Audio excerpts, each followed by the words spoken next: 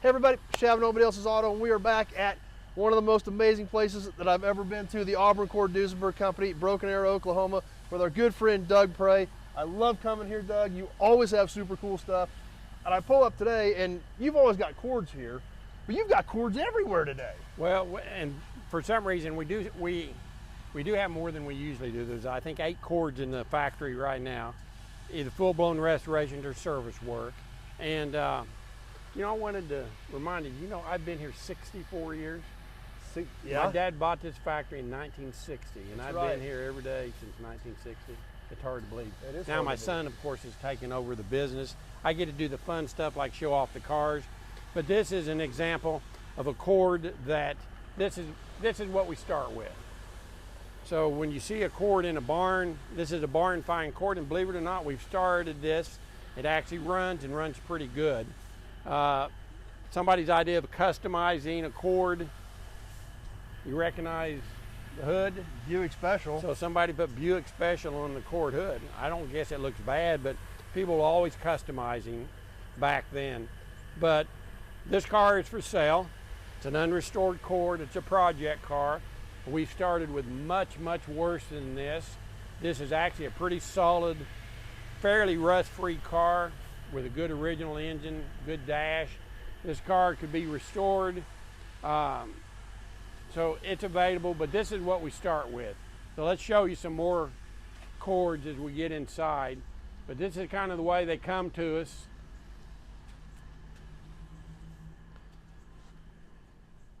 This cord was restored years ago right here in Broken Arrow. It's been an Oklahoma car its whole life. I used to own this car. This is an original cord color. It's kind of attractive. It's different. This is actually a very rare cord. It is a Beverly. Now you're going to hear around the cord world, is it a Westchester or is it a Beverly? In 36 and 37, a sedan came in a Westchester version or a Beverly version. The difference was simply the interior. Beverly for Beverly Hills, California, Westchester, Westchester, New York, the cars were the same. But a lot of people say, well, I know it's a Beverly because it has a bustle back trunk. Well, that would be true for 1937, but in 1936 they did not have a bustle back trunk. They added that to get more trunk space. Well, what is interesting about this is no 36s had bustle back trunks. This one does. And if you look, this was a factory accessory, and this is a bolt-on trunk onto a Westchester or a plain fastback body. You'll see other Beverlys, and this is all just blended in with lead. But this, we know of 2 of them that exist, and I've owned both of them. I used to own this car, and this is one of them. One of them was also for, I think it was Cord's wife, had a blue one that had the bolt-on trunk. And I like the bolt-on trunk better than I do with it leaded in. So this is a standard car, no supercharger, but with a very special bolt-on trunk. So this car is in for service work. It had trouble shifting, typical for cords. We've solved all its shifting problems. We've got to get it out on the highway and drive it and make sure everything functions perfectly. Then it's going back to its owners, and I think it's going to be for sale. But this is really a good example of, you saw that sedan we just walked in from. This car was not that nice when it was started. And this is what you end up with, a beautiful, rare 36 cord with a bolt-on bustle back trunk. So beautiful car. Even the interior is exactly the way it was back then, the right colors. It's covered in, the sedans were covered in what's called broadcloth, which is wool. And a few sedans had leather interior, but most of them had broadcloth. And the open cars, the convertibles, almost all had leather interior. And almost all the sedans had broadcloth. But there were some done in leather. So beautiful, beautiful car. Well, I was curious about that because I thought that looked weird. All the cords we've looked at, I didn't ever remember seeing what appeared to be a bolt-on bustle back. Yeah, very rare, very rare. And In the original factory brochures, they show a picture of it. And we're not sure that the factory bolted them on. A lot of the purists say that the dealers are the ones that actually bolted them on. But I'm not so sure about that because I own the one that belonged to Cord himself, and I can't believe he had a dealer that put it on there. Right. So I think the factory did it. So other cars in the shop, we do lots of engine building. We've got probably half a dozen engines going together right now. We'll talk about that at a later date, but the American Pickers car that they drove cross country 1,000 miles, we bought it back, came back into the shop, and we're doing some engine work on it. You can see lots of engine projects, a V12 original Auburn sedan, but another Cord that's again in for service work. You notice it doesn't have the bustle back. It's just a fastback. People like this look more often than they do the bustle back look. But this is in for service work, just upgrading, servicing a few things on it. It'll be going back home. It'll probably show up at Auburn, be driven in the parade. So this is a real fun driver. It's also an Oklahoma car that's close by.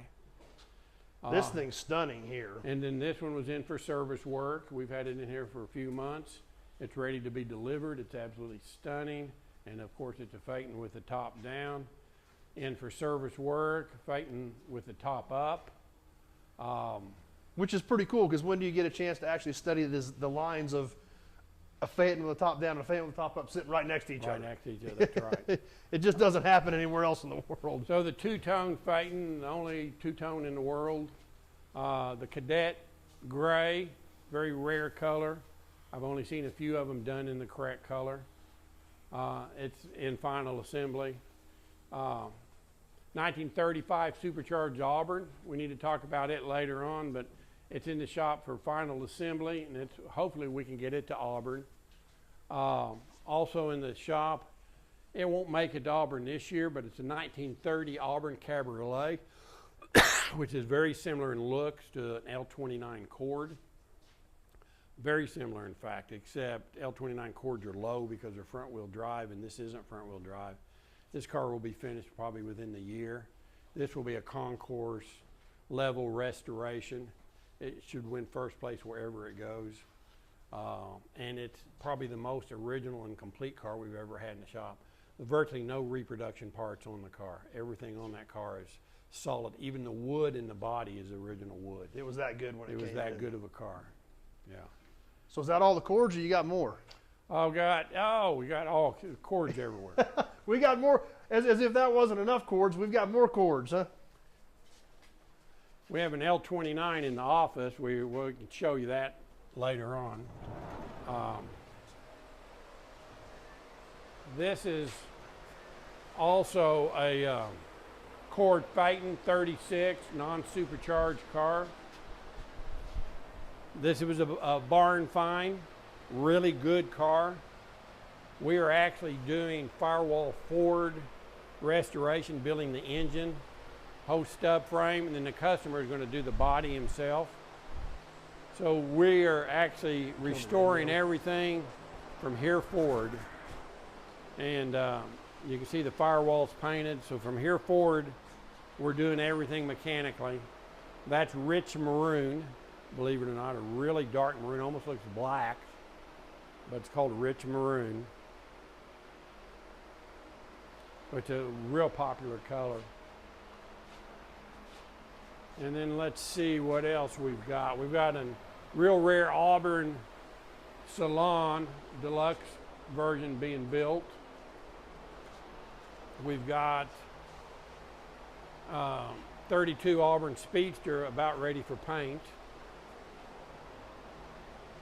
And then we'll walk back out here to the boneyard.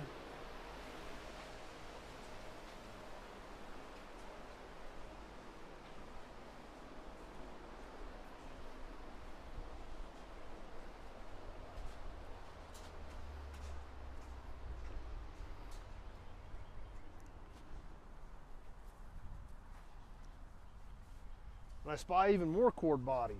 Yeah, there's Cords, Auburns. That's a stack of Auburn frames for 31, 2 or 3. This is where we keep our trailers. You can see there's a body on the trailer there. Well, in fact, it was a 31 Auburn sedan. The Cord parts cars, boneyard. You can see probably no place in the world you're going to find a graveyard of Cords. And this is the subframe assembly. Right. Basically, since this was one of the world's first unibody cars, this was the subframe of the front suspension. Right. So they built the whole front end and then bolted it on the car. So they were built separately. So you can see they're all sedans. Usually open cars don't end up in the boneyard because they're so much more valuable. But yet the parts are all interchangeable between the $500,000 Cords and the $100,000 Cords. So we rob parts off of these. Sometimes guys come in and they'll just buy the shell of a body and they'll street rod it.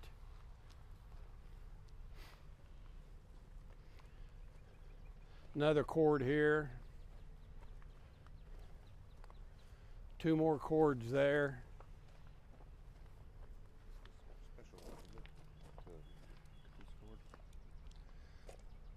Yeah, that is something that's interesting. Is they did a short wheelbase and a long wheelbase Cord.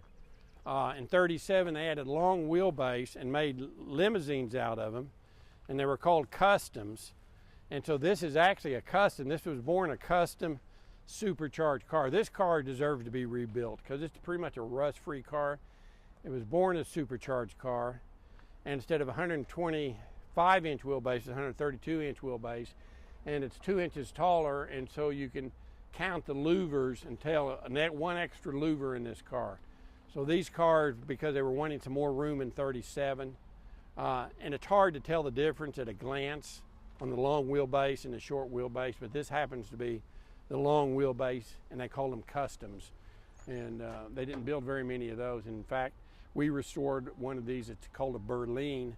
It has a roll-up back window and a vanity in it, and it was chauffeur driven, and it's in the Auburn Cord Duesenberg Museum in Auburn right now. So anyway, that shows you our boneyard.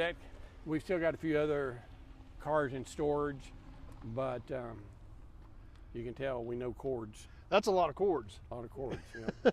I don't think you're going to go anywhere else in the country and find this many Cords at one time. No, I don't think so either. Whether you need a project, whether you need work done, all the way up to restored cars. I mean, you guys can pretty much do it all. You can fix it. You can help people find whatever they need. You have the stuff here.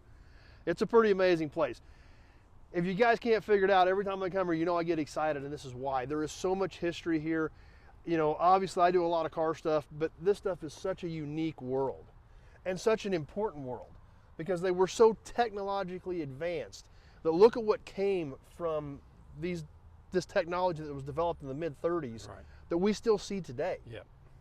And it's kind of crazy to think that it was almost 90 years ago. Basically, it was 90 years ago when these cars were developed because they were producing them by 36. Right. That here we are 90 years later studying the technology and being able to look at how much of that technology still exists in cars today. Unibody construction, front wheel drive. That's almost every single car on the road, and it was developed 90 years ago with these Cords. Well, and with these Cords, remember, people were still driving Model Ts and Model As around. You know, and then something like this shows up. I mean, it looked like a spaceship. Yeah, it did. Yeah, my dad always called it, what was the space guy back there, Gordon or something? What was Flash it? Gordon? Flash Gordon. Yeah, he said it looked like something out of Flash Gordon. First one he ever saw, he said he chased it with his bicycle to have to see what it was because he couldn't believe something that beautiful was on the road. And here we are all these years later, and it's just as beautiful, if not. I've looked at these cars for 64 years, and I walk in the factory every day, and my mouth drops when I look at a Cord. It's like they just, the beauty never leaves you. Yeah, they are amazing cars. Yep. So, Yep. Well, once again, Doug, thanks for spending some time with us, sharing some of this stuff with us. And it's just amazing. I love coming here. Doug, thank you once again. All right. And let's go see what else we can find around here. You got a ton of cool stuff everywhere. All right, let's go.